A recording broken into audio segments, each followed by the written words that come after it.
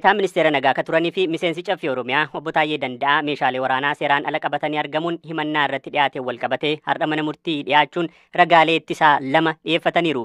Yaaliin ajjechaa siyaasaa 3 irratti aggaamamuu mana murtiitti himanii akkamiin kilaashii qabaachuu akka danda'an ibsaniiru. Waayilakoo dhaddacha kana hordofe Habtaamuu Xibabuu galgala kana bilbilaan dubbisee ooltii dhaddachaa gaafadheera. Galatoon galaanaa naannoo ji'oota 11 dura to'annoo jala oolanii ji'oota darbaniif immoo mana murtiitti dhimmi isaanii ilaalamaa kan ture deetaa ministeera nagaa kan turanii fi miseensi caffee Oromiyaa obbo Taayyee Danda'aa guyyaarraa mana murtiitti dhiyaataniiti kan turanii mana murtii olaanaa federaalaa Ramaddii Lidataatti jechuudha.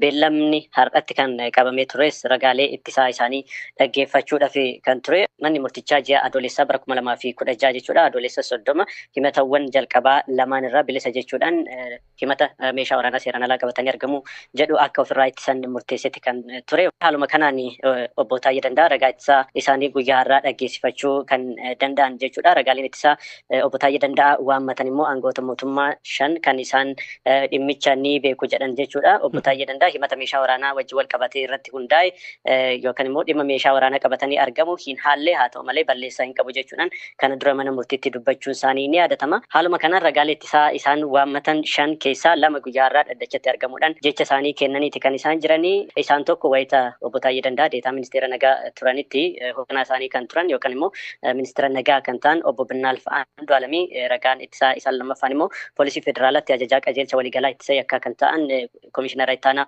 Malaakuu Fantati. Aangoonni lamaan egaa jecha ragummaa tole ragaa obbo Taayyeen dhiyeeffataniin alatti obbo Taayyeen mataan isaanii mana murtiidhaaf yaadni kennan akka ture dhageenyeerra mee wanni jedhan maali? Eeyyana obbo Taayyee Danda'aa wayita aangoorra turanitti duraan eegdota torbaan eegamaa akka turan sana booda garuu yaaddoon keessattuu eegdonni isaanii adoolessa bara 2014 erga irraa ka'anii booda yaaddoo nageenyaa qaban ka'umsa gochuudhaan meeshaa waraanaa hidhachuudhaaf gaafii dhiyeessuu isaaniiti kan isaan kaasanii. Kanumaan wal qabates komishinara ittaanaa Malaakuu Fantaa mariisisuu isaanii sana boodas xalayaa waajjira ministeera muummeetii akka barreessifatan itti himuu isaanii achaas deebi'anii hoogganaa isaanii kan turan ministeera nagaa obbo Binnaalf Andu'aalamiin xalayaa akka barreessaniif waajjira ministeera muummeetti gaafachuu isaanii obbo Taayyeen dubbataniiti kan isaan jiranii. Waa'ee yaaliin ajjechaa irratti raawwatamuu yookaan yaalamuu ibsaniiru.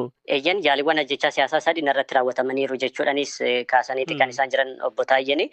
Yaadduma nageenyaa kana bu'uura godhachuudhaan kan isaan meeshaa waraanaa hidhachuudhaaf fedhii akka qaban gaafii dhiyeessuu isaanii kan dubbatanii. Haaluma kanaan hoogganaa isaanii kan turan ministeera nagaa obbo Binnaalf Andu'aalamiin xalayaa gara waajjira ministeera muummeetti akka barreessaniif gaafachuu isaanii. Haa ta'u malee isaan akkasumatti informaalii jechuudhaan kan isaan ibsanii akkasumatti ni danda'ama waan ta'eef rakkoo hin qabu jechuudhaan sana booda obbo Taayyee Danda'aa meeshaa waraanaa barbaadanii kilaashii 1 fi kaartaa 2 hidhachuu isaanii meeshaa waraanaa kanis immoo fira isaaniirraa akka argatan kan hidhatanis immoo bara 2015 keessa akka ta'e dubbataniiti kan isaan jiranii. Sana booda obbo Taayyeen dhimma kana haasaa kana erga dubbatanii booda ragaaleen ittisaa dhiyaatan lamaan gara dhaddachaatti dabareedhaan ol seenuudhaan jecha isaanii kennaniiti kan isaan jiran. Tole egaa obbo Taayyee Danda'aa ji'oota dura wayita to'annoo seeraa jala oolan himannaawwan adda addaa 3tu irra ture. Mee wantootni himannaa isaanii keessa adeemsa keessa kufaa godhamee kan amma ittiin himatamaa jiran maal akka ta'e nu yaadachiise? Eeyyana abbaan alangaa federaalaa obbo Taayyee Danda'aa irratti himatawwan 3 ture kan inni hundeessee ture. Isaanis miidiyaa hawaasaa fi miidiyaa idileetti fayyadamuudhaan ergaawwan hokkara akka kaasan dabarsuu akkasumas immoo ergaawwan kaayyoo qaamolee farreen nageenyaa ABO Shanee fi Faannoo jedhaman milkeessan dabarsaniiru kunneen jedhan himatawwan 2 turanii. Himanni inni sadaffaa kan ammallee ofirraa ittisaa jiran